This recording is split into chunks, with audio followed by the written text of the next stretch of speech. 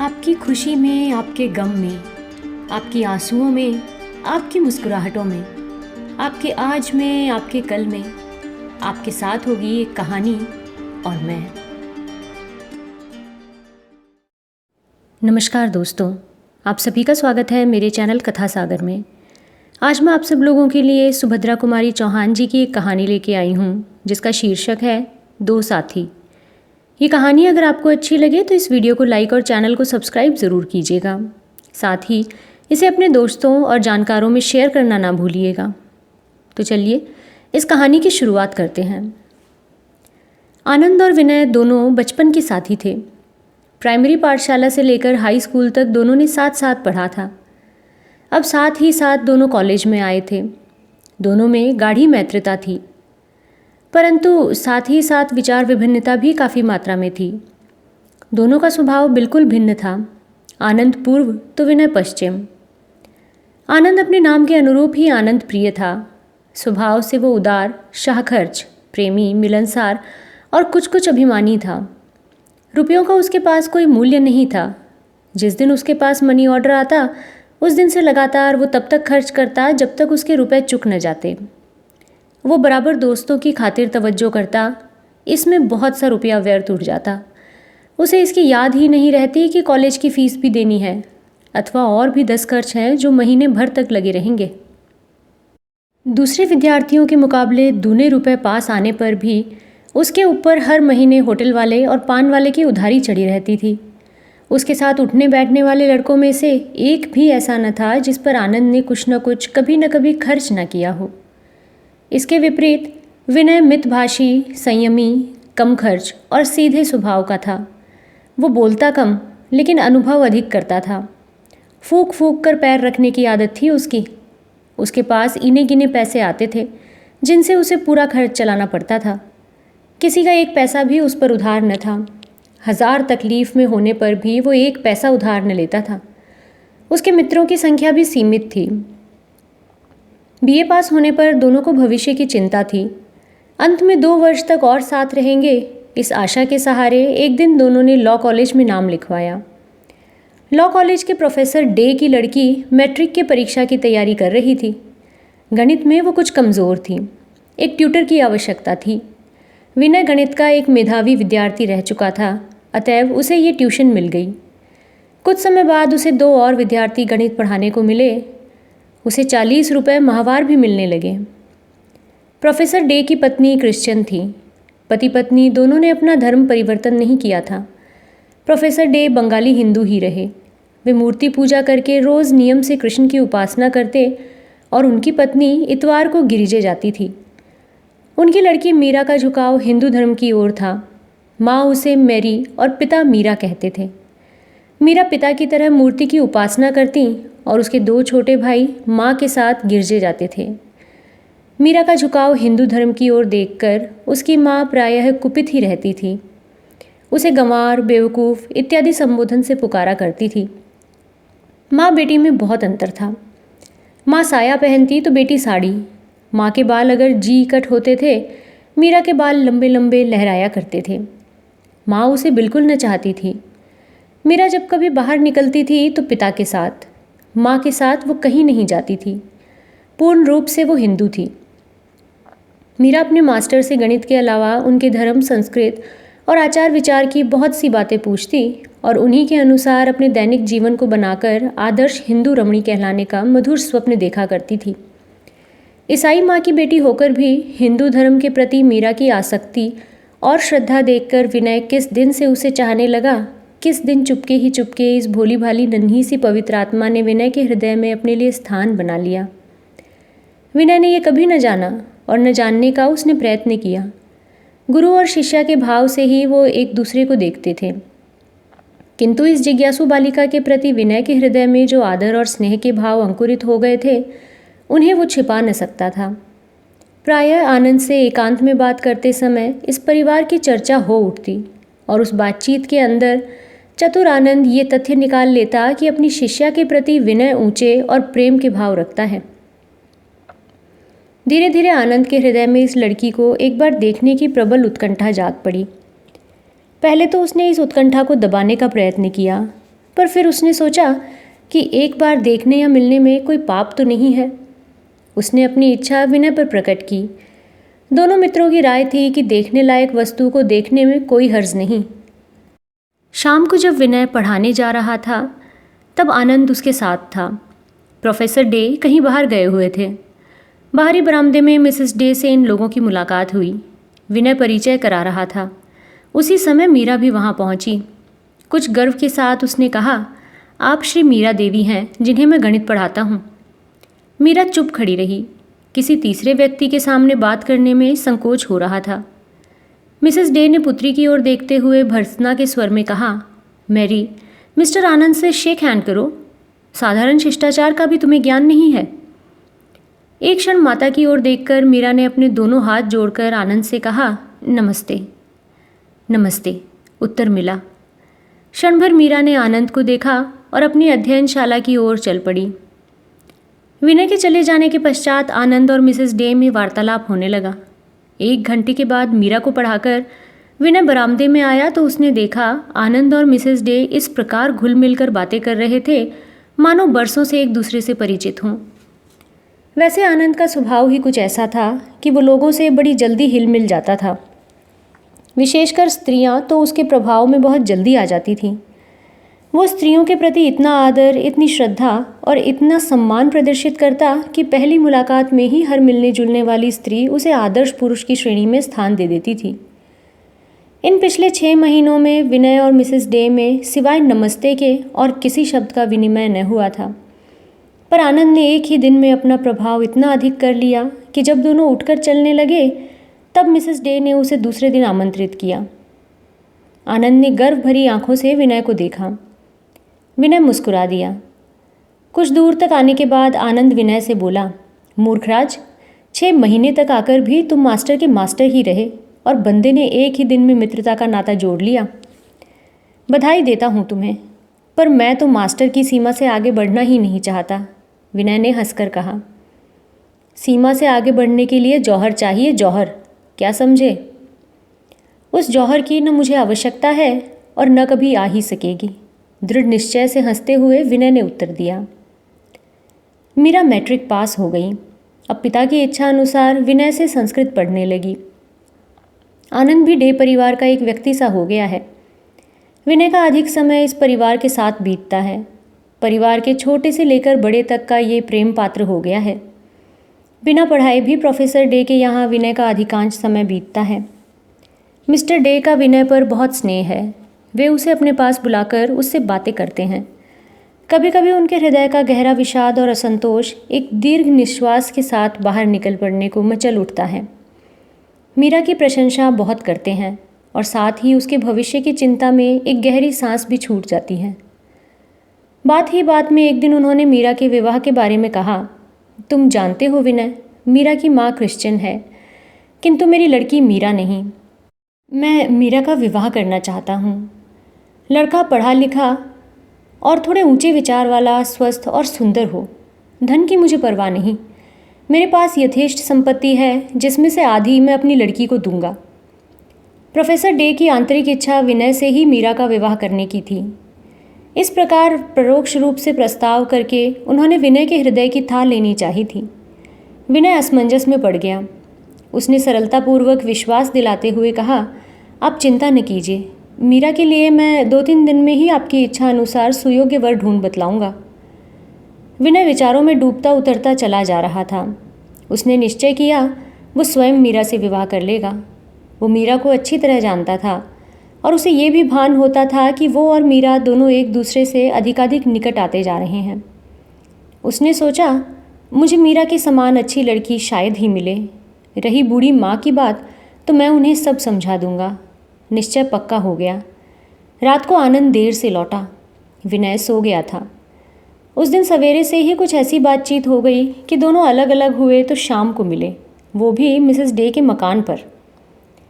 जब विनय मीरा को पढ़ाने लगा तब उसकी मानसिक अवस्था ठीक न थी। वो आज मीरा को और ही भाव से देख रहा था। प्रायः वो सोच में डूबा सा रहता और मीरा के कोई प्रश्न पूछने पर चौंक सा जाता था। पुस्तक उठाते समय अचानक मीरा का हाथ उसके हाथ से छू गया। विनय सिहर उठा। मीरा ने जाना आज मास्टर साहब का पढ़ाने में मन नहीं लग रहा है। वो बोली, मास्टर साहब आज आप किस गहरी चिंता में हैं? रहने दीजिए, कल पढ़ाइएगा। पुस्तकें समेट उसने एक तरफ रख दी। ठीक कहती हो मीरा, सचमुच आज मेरा जी पढ़ाने में नहीं लग रहा है। मैं कल पढ़ाऊँगा। प्रोफेसर साहब हैं क्या? विनय ने पकड़े जाते देखकर कहा। मीरा ने भीतर से आकर पान रखते हुए कहा, पिताजी तो कहीं गए हैं, अभी आते ही होंगे। विनय एक बार साहस करके मीरा से विवाह के बारे में सम्मति लेना चाहता था, किंतु साहस न कर सका। उसने अनायास ही मीरा से प्रश्न किया, अच्छा मीरा, तुमने भविष्य में अपने लिए क्या निश्चय किया है? अभी मैं क्या निश्चय करूँगी, पिताजी तो हैं ही, परंतु फिर भी इतना निश्चय है कि मेरी जीवन यात्रा एक हिंदू नारी के उच्चतम आदर्शों को लेकर ही प्रारंभ होगी। विनय ने संतोष की एक सांस ली। प्रोफेसर साहब आए नहीं, देर काफ़ी हो गई थी, अतएव वो चल पड़ा। फाटक पर ही आनंद से उसकी मुलाकात हुई। विनय ने उसे अंदर जाने से रोककर ये कहते हुए कि उसे किसी गूढ़ विषय पर आनंद से परामर्श करना है, घसीटकर अपने साथ ले लिया। दोनों अपने कमरे में जा बैठे। विनय ने कल से लेकर आज तक की सब घटनाएं आनंद को सुना दी और साथ ही मीरा से विवाह करने का अपना निश्चय भी। सारी बात हो जाने पर भी आनंद के मुख से एक भी उत्साहवर्धक शब्द न सुनकर विनय को कम आश्चर्य नहीं हुआ। उसने आनंद की ओर देखा। उसका चेहरा स्याह पड़ा जा रहा था। विनय घबरा कर बोला, क्या बात है आनंद, साफ साफ कहो ना। तुम्हें ये बात पसंद नहीं तो मैं विवाह नहीं करूँगा, उन्हें दूसरा वर खोज के दे दूँगा। आनंद उत्तर न दे सका, खाट पर चुपचाप लेट गया। विनय स्टोव जलाकर चाय तैयार करने लगा। चाय पीने के बाद कुछ स्वयं होकर आनंद बोला, तुम्हें इस सफलता के लिए बधाई देता हूँ विनय, पर एक बात है, तुमने तो कर्तव्यवश मीरा से विवाह करने का निश्चय किया है, किंतु मुझे मालूम होता है कि मैं मीरा के बिना जी ही नहीं सकूँगा। मैं जो उस परिवार के साथ इतना समय व्यतीत करता हूँ वो मिसेस डे और उनके बच्चों के लिए नहीं। मीरा का आकर्षण मुझे वहाँ रोज़ खींच ले जाता है, किंतु तुमने मुझसे ये तो कभी नहीं कहा। कैसे कहता, अपनी दुर्बलता प्रकट करने में तो कभी कभी संकोच होता है। फिर तुम क्या चाहते थे? आखिर मीरा को कैसे प्राप्त करते? विनय ने प्रश्न किया। पहले तो उसके माता पिता के सम्मुख विवाह का प्रस्ताव रखा। यदि वो नहीं मानते तो मीरा को जबरन अपने साथ भाग चलने के लिए तैयार करता। क्या तुम आशा करते हो कि मीरा तुम्हारे साथ भाग जाने को तैयार होगी? कभी उससे प्रेम दर्शाया है तुमने? विनय ने ज़रा तेज़ होते हुए पूछा। प्रेम दर्शाने के लिए कभी अवसर ही नहीं मिला, पर अब इन बातों को जाने दो। मीरा के साथ तुम सुखी रहो विनय, बस यही मेरी कामना है। पर तुम्हें यूँ दुखी बनाकर मैं सुखी नहीं रह सकूँगा।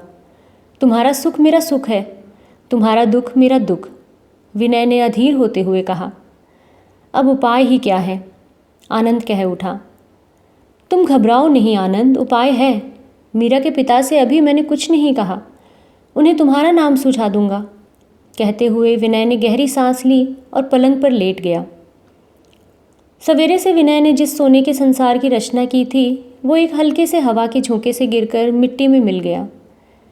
दोनों बड़ी देर तक चुपचाप खड़े रहे। अचानक आनंद उठ बैठा और बोला, नहीं विनय, ये नहीं होगा। यदि तुम मीरा को सचमुच प्यार करते हो तो मैं तुम्हारे सुख के रास्ते में कांटा न बनूंगा। विनय गंभीरता से बोला, मीरा को मैं प्यार करता हूँ या नहीं ये सवाल नहीं है। सच बात यह है कि मैं तुम्हें दुखी नहीं देख सकता। मुझ में कष्ट सहन करने की क्षमता है, तुम में नहीं।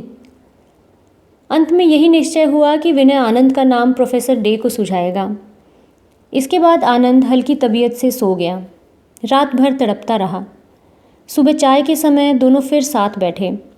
विनय के चेहरे पर मुस्कुराहट थी। उसने आनंद से कहा, आनंद, तुम्हारे लिए मैं मीरा को त्याग करके भी मीरा को सहज ही न भुला सकूंगा। इसलिए उचित ये है कि तुम्हारे विवाह के पहले ही मैं यहाँ से कहीं चला जाऊँ। जाने से पहले मैं मीरा को कुछ उपहार स्वरूप दे के जाऊँगा। तुम्हें तो कोई ऐतराज़ नहीं होना चाहिए ना। कुछ ठहर कर उसने फिर कहा, एक बात और आनंद, इसे भूलना मत। देखो, मीरा को कभी किसी प्रकार का कष्ट न देना। अगर मुझे मालूम हुआ कि तुमने उसे कभी किसी तरह का कष्ट दिया है तो मित्रता भूल जाऊंगा।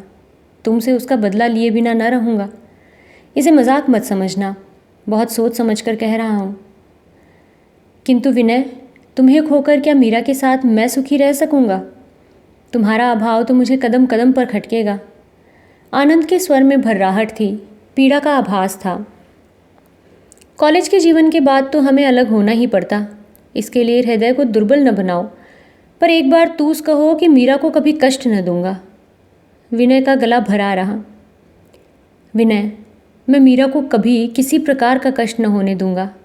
आनंद आगे कुछ न कह सका, आंखें भर आई उसकी। शाम को जाकर विनय ने प्रोफेसर डे से मीरा के लिए आनंद का नाम सुझाया। प्रोफेसर डे के चेहरे पर प्रसन्नता न दिख सकी जिसकी आशा विनय को थी। साथ ही विनय ने कहा, मैं किसी आवश्यक कार्य से बाहर जा रहा हूँ, जल्दी ही लौट कर आऊँगा। विनय वहाँ से उठकर मीरा के पास गया। मीरा पढ़ने की प्रतीक्षा में बैठी थी। विनय ने अपने को संभालते हुए कहा, मीरा, मैं आज भी तुम्हें नहीं पढ़ा सकूँगा, मैं ज़रूरी काम से बाहर जा रहा हूँ। कब लौटूँगा कह नहीं सकता। मैं तुम्हारे लिए कुछ पुस्तकें लाया हूँ, इन्हें तुम ध्यान से पढ़ना और समझना। आवाज़ में एक दर्द था, एक अनुग्रह था। मीरा के सामने किताबों का ढेर लगाकर एक अंगूठी मीरा की अंगुली में पहनाते हुए कहा, इसे कभी अंगुली से अलग न करना। मैं कहीं भी रहूं, इससे मेरी आत्मा को संतोष होगा। उत्तर की प्रतीक्षा किए बिना ही वो तेज़ी से कमरे से बाहर हो गया। मीरा उठकर आई। वो कुछ पूछना चाहती थी, पर तब तक साइकिल उठाकर विनय बहुत दूर जा चुका था। लौटकर मीरा ने देखा, अंगूठी पर मीरा खुदा हुआ था और किताबों पर सुंदर सुंदर अक्षरों में विनय की कलम से उसका नाम लिखा था। किताबें ऊंचे दर्जे के भारतीय साहित्य और हिंदू धर्म से संबंध रखने वाली थीं। विनय का आज का व्यवहार भोली मीरा समझ न सकी। यदि एक बार भी वो विनय की ओर आंख उठाकर देखती तो उसके हृदय का प्रचंड विषाद मीरा की समझ में आ जाता। पर मीरा में इतनी समझ कहाँ थी। मीरा इसी चिंता में उदास बैठी थी कि आनंद आ गया। मीरा का जी कुछ हल्का हुआ। उसने सोचा, इनसे विनय के बारे में कुछ जान सकूंगी। आते ही पूछा, क्या आप लोग घर जा रहे हैं? नहीं, ऐसी तो कोई बात नहीं है। कहते हुए आनंद अपनी जगह पर बैठ गया। किसने कहा तुमसे? उसने मीरा से प्रश्न किया। मीरा बेचारी क्या कहती, चुप रह गई। कुछ क्षण बाद बोली, परीक्षा हो गई इसलिए पूछा था। हम लोग कब जाएंगे ये तो विनय तय करेगा, आनंद ने कहा, और जाने से पहले तुमसे कह के जाएंगे। इतना कहकर वो कुछ मुस्कुराया। मीरा आगे कुछ न कह सकी। मिसेस डे ने चाय के लिए सबको बुला लिया। उस दिन आनंद ने बहुत देर तक मिसेस डे के बंगले पर विनय की प्रतीक्षा की। प्रोफेसर साहब के आने पर ही उसे मालूम हुआ कि विनय आकर चला गया। घबराकर आनंद अपने निवास की ओर तेज़ी से बढ़ा। उसे संदेह होने लगा कि शायद वो विनय से अब न मिल पाएगा। संदेह सच निकला। कमरा खाली था। मेज़ पर एक लिफाफा पड़ा था। झपटकर आनंद ने उसे उठा लिया। देखा, लिखावट विनय की थी। सांस रोककर उसने पढ़ना शुरू किया। भाई आनंद, मैं जा रहा हूँ। जाते समय तुमसे न मिल सका, इससे मुझे दुख है। मेरी चिंता मत करना, मैं सदा तुम्हारा मित्र हूँ और रहूँगा। मीरा की रक्षा भी भली भांति करना, उसे किसी प्रकार का कष्ट न होने देना। तुम्हारा अपना विनय। पत्र समाप्त होते ही आनंद को ऐसा लगा कि वो खड़ा न रह सकेगा। वो खाट पर गिर पड़ा और बालकों की भांति फूट फूट कर रोने लगा। न जाने कितनी देर वो रोता रहा। बार बार उसके मस्तिष्क में यही प्रश्न उठता, मीरा के लिए उसे कितना गहरा मूल्य चुकाना पड़ा है। उसका बचपन का साथी, छात्र जीवन की अंतिम घड़ियों का साथी, उसका बाल बंधु विनय आज उसे अकेला छोड़कर कहीं चला गया है। आज ही समझ पाया कि वो विनय को कितना प्यार करता था। न जाने किस अशुभ घड़ी में वो प्रोफेसर डे के घर गया था। वहाँ मीरा रूपी दीवार आकर दोनों मित्रों के बीच में खड़ी हो गई। वे इस प्रकार एक अनिश्चित अनजाने समय के लिए अलग हो गए। अगर उसे अभी विनय मिल जाए तो वो विनय से कहेगा, तुम छोड़ो ये सब, मीरा का अब ध्यान भी न करेंगे हम लोग, अब तक जैसे रहते थे वैसे ही रहेंगे। मीरा क्या, संसार की कोई भी शक्ति हम दोनों को अलग न कर सकेगी। किंतु ये विचार केवल विचार ही रह गए। जिस समय दुखित होकर आनंद इस प्रकार रो रहा था, उस समय विनय का विषाद से ओतप्रोत शरीर रेल पर बैठा हवा के साथ उड़ा जा रहा था। कहाँ जाएगा, क्या करेगा, विनय कुछ नहीं जानता था। वो तो केवल आनंद से दूर, मीरा से दूर किसी अनिश्चित स्थान में जा रहा था। जब तक वो अपने हृदय की सारी दुर्बलताओं को धोकर बहा न देगा, तब तक विनय न तो मीरा से मिलेगा न आनंद से। आनंद उसका मित्र है, मीरा आनंद की पत्नी। विनय दोनों की मंगल कामना करता है।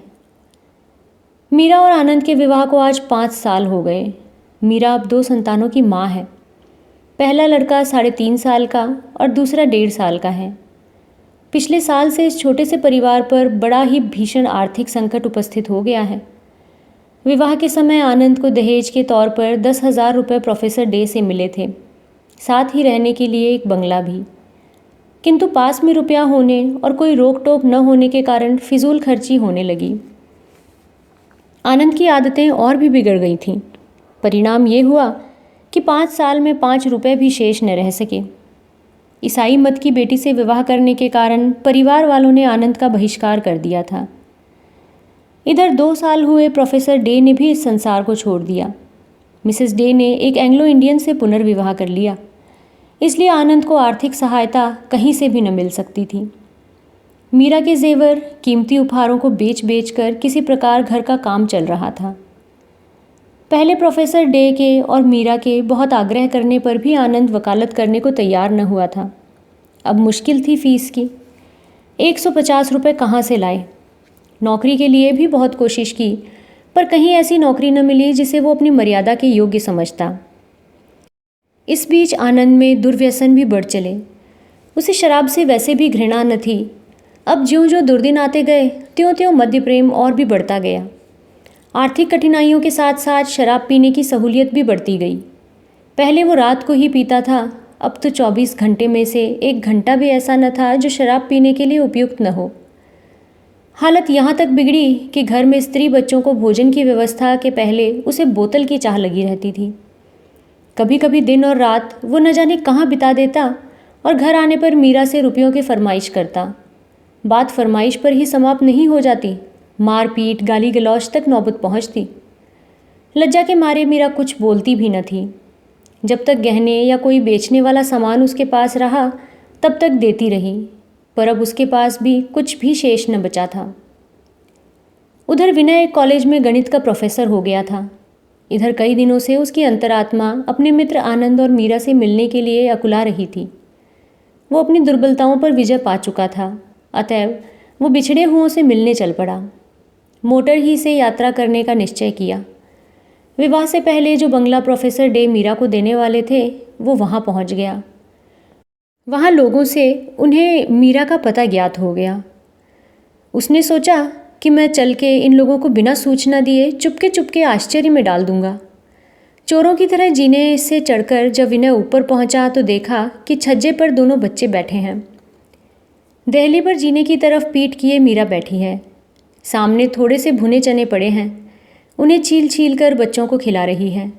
विनय स्तब्ध सा खड़ा रह गया। ये वही मीरा है और ये मेरे आनंद का निवास स्थान है। फिर उसने सोचा, मैंने गलती तो नहीं की। इतने में ही मीरा ने जो पीछे देखा तो खड़ी हो गई। स्वाभाविक हंसी के साथ बोली, मास्टर साहब आप हैं?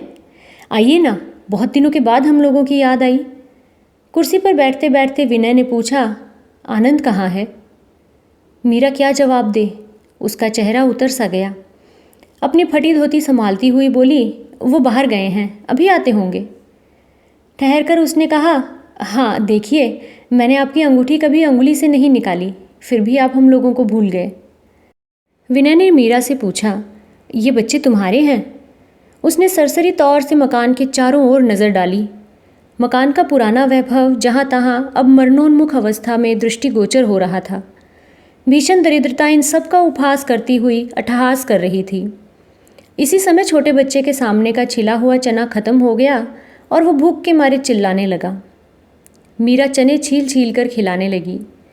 बच्चे ने चने फेंक दिए और दूध मांगा। मीरा आश्वासन दे सकी, दूध नहीं। बच्चा मचल पड़ा। बड़े लड़के ने उसे समझाते हुए कहा, माँ को तंग न करो, दूध नहीं है अभी। विनय परिस्थिति समझ चुका था। और जब उसने ये करुण दृश्य देखा तो अभी आधा घंटे में आता हूँ कहकर वो तेज़ी से सीढ़ी उतर बाजार की ओर बढ़ गया। विनय के जाने के कुछ समय पश्चात ही आनंद आया, शराब में झूमता हुआ, उन्मत्त। उसने मीरा से खाना मांगा। बेचारी मीरा क्या देती, घर में कुछ भी नहीं था।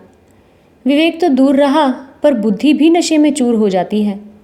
आनंद ने आव देखा न ताव पास ही रखी कैंची उठाकर मीरा को मारी। कैंची मीरा के सिर में जोर से लगी, खून की धार बह चली।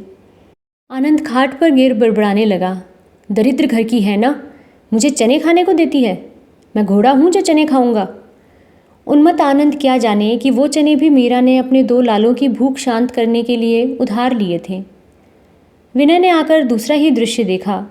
खून से सनी मीरा बड़े बच्चे का हाथ पकड़े और छोटे को गोद में लिए एक तरफ खड़ी है।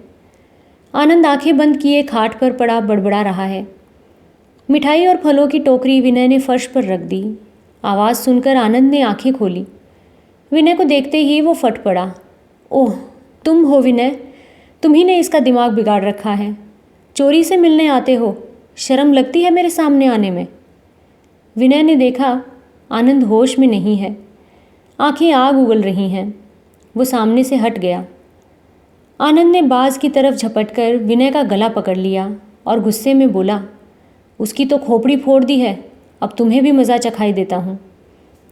विनय ने किसी तरह अपने को उसके पंजे से छुड़ाया और दरवाजे के पास खड़ा हो गया। आनंद, बात तो सुनो, उसने भरी आवाज़ में कहा। घायल शेर की भांति आनंद बोला, बात पीछे होगी, पहले ये लो खाने भर को, कहकर उसकी ओर झपटा। विनय सामने से हट गया। आनंद आवेग और नशे में अपने को संभाल न सका। छज्जे से नीचे वो सड़क पर जा गिरा। उसका सिर फट गया।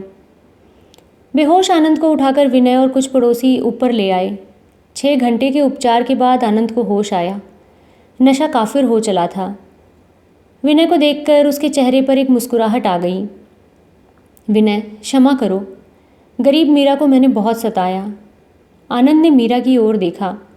उसकी आंखें क्षमा की प्रार्थना कर रही थीं। विनय कुछ न कह सका। आंखें भर आईं।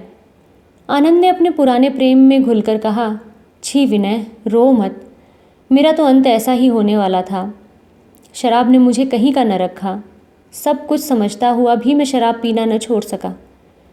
विनय, थोड़ी ब्रांडी पिलाओ, मेरी शक्ति जीर्ण होती जा रही है, मुझे तुमसे बहुत बातें कहनी हैं।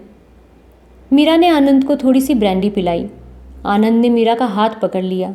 मीरा ज़मीन में गड़ सी गई।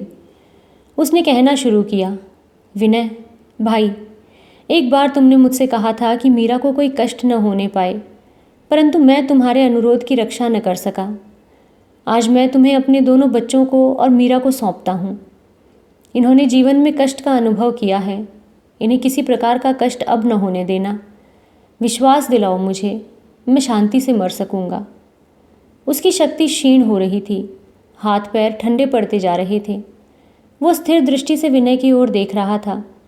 विनय अपने को न संभाल सका। आनंद की छाती से चिपटकर रो पड़ा। आनंद, तुम मुझे छोड़कर क्यों जा रहे हो? मैं तुम्हारे बिना नहीं जी सकूंगा, उसने सिसकते हुए कहा। आनंद की आंखें छलछला रही थीं। जीना पड़ेगा तुम्हें विनय, मेरे बच्चों के लिए, मेरी मीरा। आनंद आगे कुछ न कह सका।